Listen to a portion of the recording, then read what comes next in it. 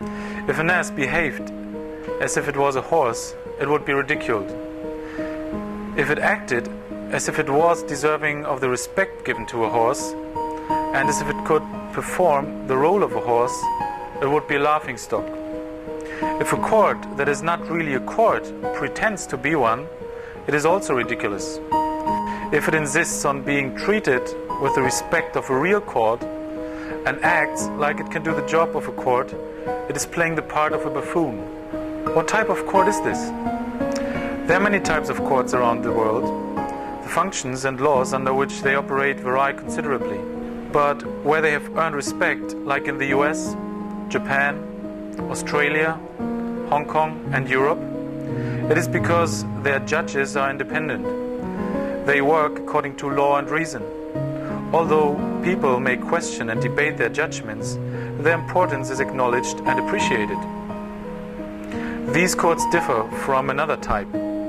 That type is found in Burma.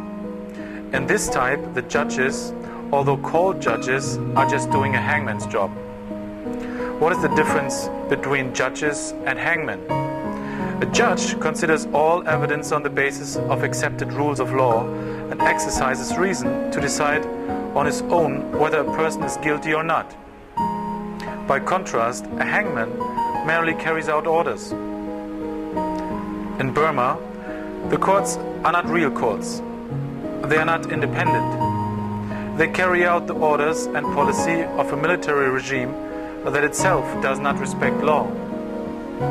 When people are sent to jail on the orders of these courts, they do not have legitimacy. The orders are arbitrary, not legal.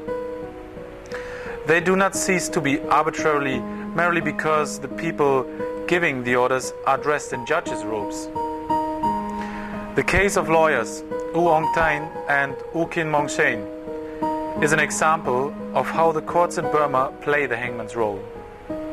The two lawyers were sentenced to 4 months in jail on November 6, 2008 for contempt of court because their clients told the judge that they had no faith in the judicial process and wanted to withdraw power of attorney. The clients are among the many people arrested since the protests against the military regime of last September. When the lawyers gave documents to the court to this effect, it was they who were targeted.